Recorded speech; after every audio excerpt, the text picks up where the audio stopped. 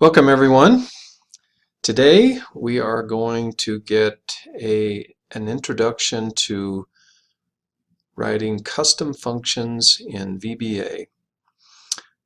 And one of the great things about Excel is it provides a vast library of functions that you can use in formulas, all the way from simple statistical functions such as sum, average, mean, median, etc., to financial functions, to trig functions, to just about anything you can think of. However, we often run into occasions where we're doing something that's kind of highly specialized, and we think, wow, wouldn't it be great if Excel had a function to do whatever? Well, it turns out that once you know how to use VBA, it is actually very easy to write your own custom functions. And so I'm going to assume that you've read the corresponding chapter in the Excel VBA primer, and we're going to start out with this exercise by writing a real simple function. And the objective of this function is we want to write something that solves the quadratic equation. And you probably all learned about the quadratic equation in algebra. If you have a polynomial of the form ax squared plus bx plus c equals 0, the quadratic equation will help you find the two roots to that equation. Now, there are combinations of a, b, and c coefficients that you can feed it that would excuse me, result in complex roots. In other words, sometimes the b squared minus 4ac term right here underneath the radical becomes negative, in which case you don't get an answer. But we're going to assume that, just for the sake of simplicity, that the numbers coming in result in a legit value, a legit root for each of these two cases, just to keep this simple. We don't want this exercise to be about the quadratic equation. We want it to be about how to write functions, and so we'll assume that caveat there. So we're going to write a function called quadroot, Q-U-A-D-R-O-O-T, where you give it 4 arguments. N, A, B, and C is what we'll call them. The first argument is an integer, which has a value of 1 or 2, depending on whether you want the first root or the second root of the quadratic equation, as shown in these formulas here. And the last 3 arguments are a, b, and c, the a, b, and c coefficients of our quadratic equation. And then this will return the corresponding root. So to get started, we are going to jump over to the Visual Basic Editor. And in this case, I have the module 1 open. Now, the first thing that we need to remember about custom functions, and this is very important, they have to go into a module. You cannot put them into the sheet. Now, sometimes when you open up the editor, you don't have a module open, and you have the sheet open. And a really common mistake beginning programmers make in Visual Basic is that you write that function code in a sheet, and then when you go to use it in your formula, it just doesn't work, or you'll get a message saying function not recognized. The only way you can use your custom function in an Excel formula is if you put it in a module. Now, sometimes you may not always have a module. For example, you may come in and there's no module there. All you have to do is right-click and say Insert Module, and then it will create a new one for you and open up the code. And so, with that being said, I'm going to open up this module window, and we're going to type option explicit. It probably won't matter in this case, but we'll do it anyway because it's a good programming habit. And then we just start typing our function out. So we'll say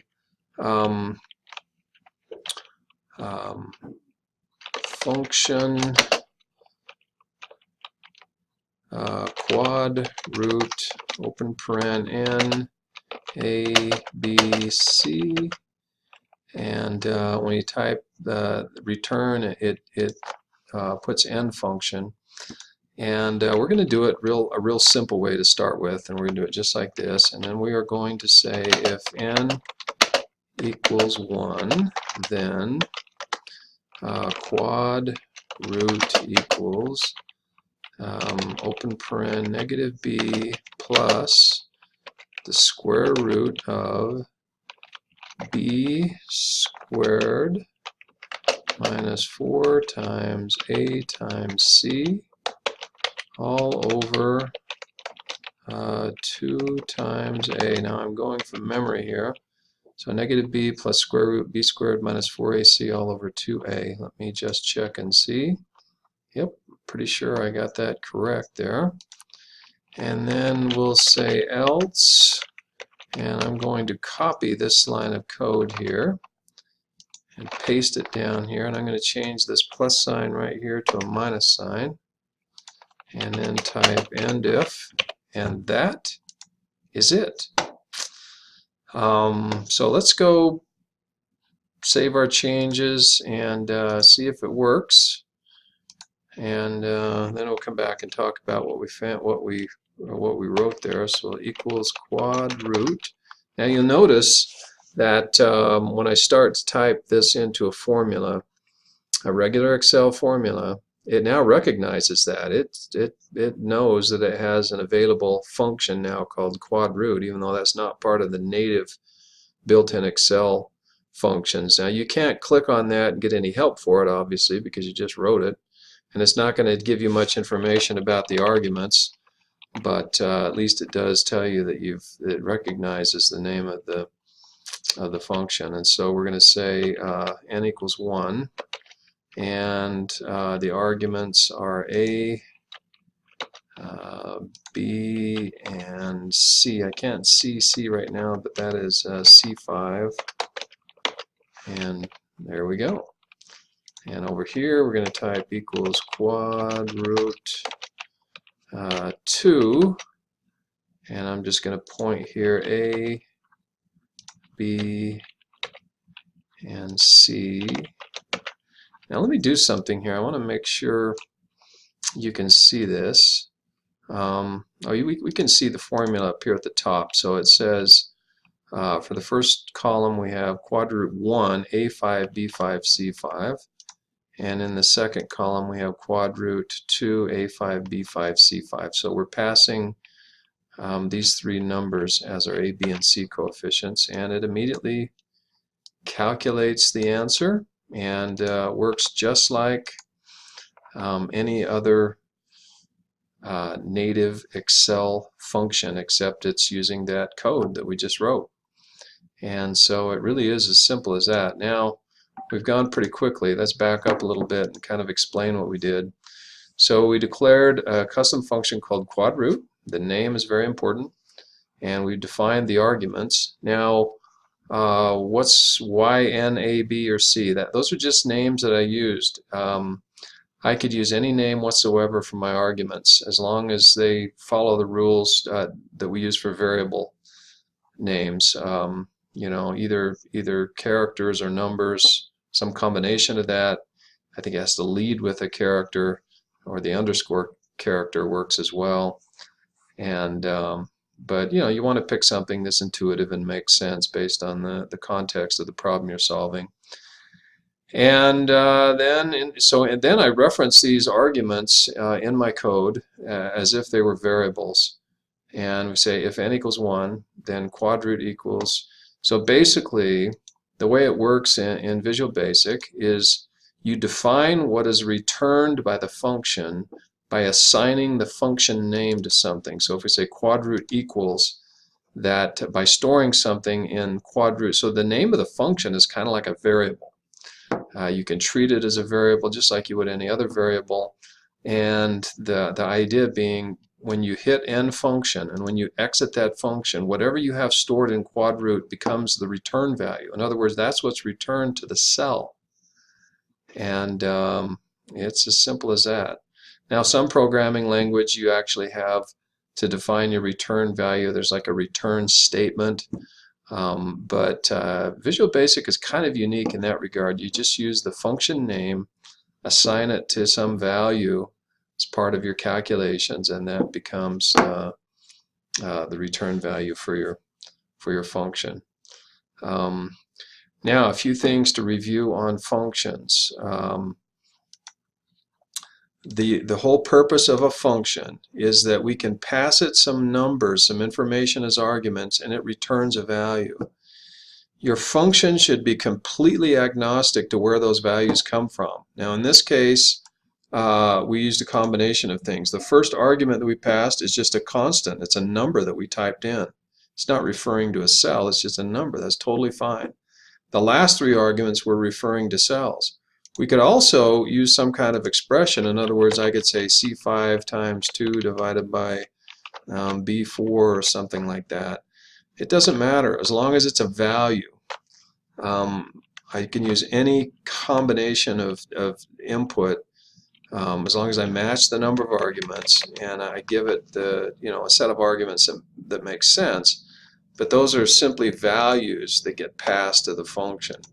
Now, in the function, I use these values. You generally don't want to change the values of the arguments, but you use them, you reference them to do your calculations, and away you go.